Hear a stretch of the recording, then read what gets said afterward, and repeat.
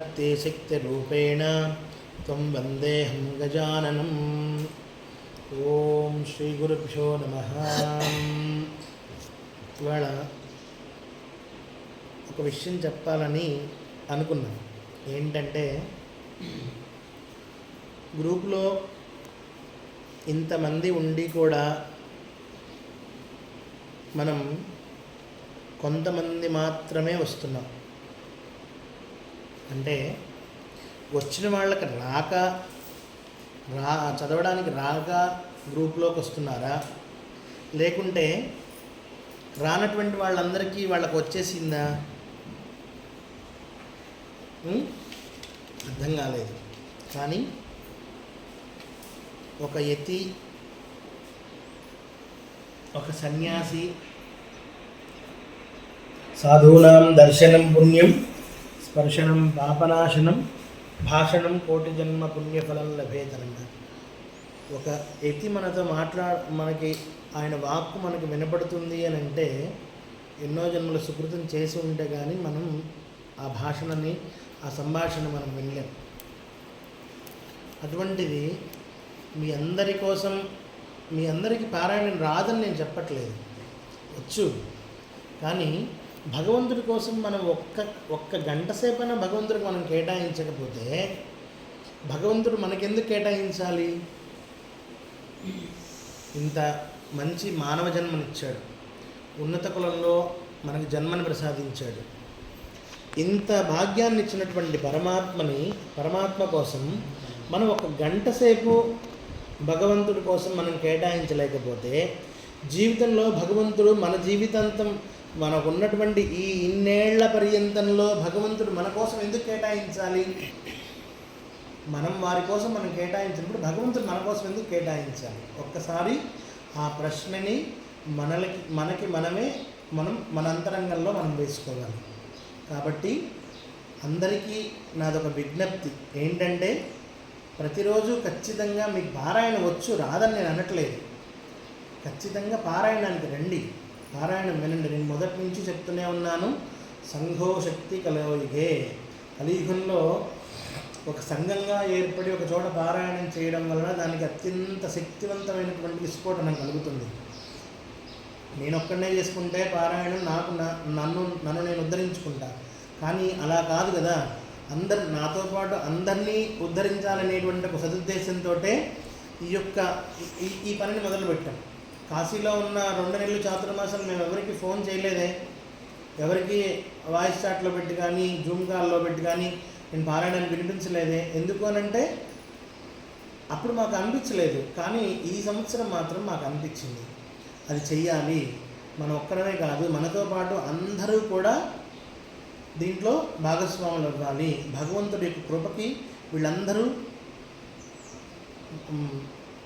ఆ యజ్ఞంలో వీళ్ళందరూ పాల్గొనాలనేటువంటి ఒక ఉద్దేశం. ఇది ఒక యజ్ఞం లాంటిది. నేను మొదటనే చెప్పాను, మనం చేస్తున్నటువంటిది ఒక యజ్ఞం లాంటిది. నిన్న కూడా మనం మాట్లాడుకున్నాం, అహం వైశ్వానరో భూత్వా ప్రాణినాం దేహమాశ్రిత.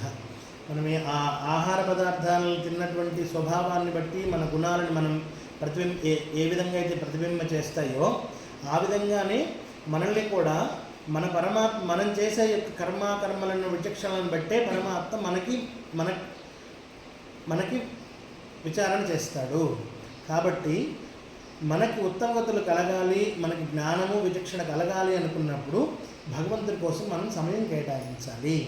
అలా సమయం కేటాయించడం నాకు అన్నీ వచ్చు, నాకు అన్నీ తెలుసు అని అనుకుంటే ఇక్కడ అదే చెప్తున్నాడు, అహంకారం బలం దర్పం కామక్రోధంచ సంశ్రిత మమాత్మ పరదారేషు ప్రసిద్ధంతు అభ్యసూయక.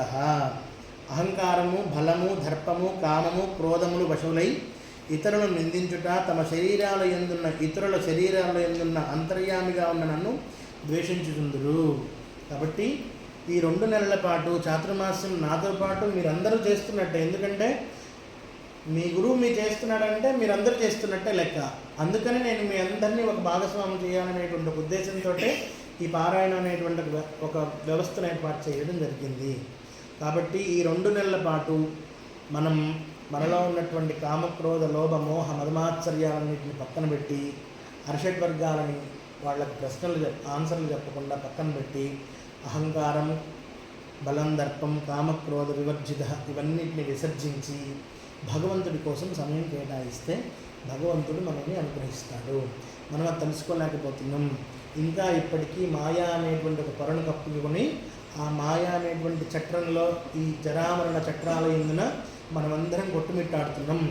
ఇకనైనా ఆ జరామరణ చక్రం నుంచి విడనాడడానికి, మనం బయటపడడానికి ఇది ఒక మార్గం, సన్మార్గం.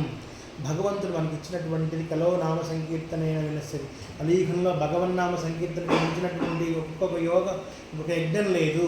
కాబట్టి ఇటువంటి యజ్ఞంలోకి అందరూ రండి, అందరూ పాల్గొని ఈ యజ్ఞం వల్ల కలిగినటువంటి ప్రసాదాన్ని మనం అందరమే కాకుండా మన చుట్టూ ఉన్నటువంటి వాళ్ళందరికీ కూడా ఆ యజ్ఞ ప్రసాదాన్ని వితరణ చెయ్యాలి. ఎప్పుడు అలా వితరణ జరుగుతుందయ్యా అనంటే, నీలో ఉన్నటువంటి పరమాత్మను ఎదుటివాడి హృదయంలో నువ్వు ఏనాడైతే చూడగలుగుతావో ఆనాడే పరమాత్మను మనం చూడగలుగుతాం. నీలో ఉన్నటువంటి పరమాత్మ నువ్వు చూడలేనప్పుడు ఎదుటివాడిలో ఉన్నటువంటి పరమాత్మను మనం ఎలా చూడగలుగుతాం? కాబట్టి మన హృదయాంతరాలలో దాగి ఉన్నటువంటి పరమాత్మని మనం తెలుసుకోవాలి. అది తెలుసుకోవడానికే ఇంత కష్టపడుతున్నాం. ఇన్ని పారాయణాలు, ఇన్ని జపాలు, ఇంత అనుష్ఠానాలు, ఇన్ని పూజలు, ఇన్ని హోమాలు ఎందుకు చేస్తున్నామనంటే మనలో ఉన్నటువంటి అంతర్యామిగా ఉన్నటువంటి పరమాత్మను తెలుసుకోవడం కోసమే ఇంత మనం శ్రమపడాల్సి వస్తుంది. కాబట్టి మీ అందరికీ ఆ విచక్షణ కలగాలి. పరమాత్మ ఆ జ్ఞానాన్ని మీకు ప్రసాదించాలి. దాని ద్వారా హృదయాంతరాలలో దాగి ఉన్నటువంటి పరమాత్మను తెలుసుకోవడానికి మనకు ఒక విచక్షణ జ్ఞానం కలుగుతుంది. దీని ద్వారా మనం ఉన్న ఉత్తమగతులను కలుగుతాము. కాబట్టి మీరందరూ కూడా మీతో పాటుగా మీ వాళ్ళందరినీ కూడా పారాయణంలో పాల్గొనేలాగా చెయ్యాలి. అందరూ దీంట్లో భాగస్వాములు అవ్వాలని కోరుకుంటున్నాను. రేపటి నుంచి భారతీ చతుశ్శతి అనేటువంటి ఒక గ్రంథంలో రోజుకొక శ్లోకం చొప్పున పారాయణం చేయబడుతుంది.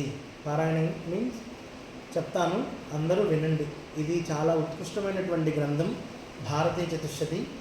ఇది 400 శ్లోకాలు ఉంటాయి. ఒక్కొక్క రోజున ఒక్కొక్క శ్లోకం వివరణ చెప్పుకున్నాము.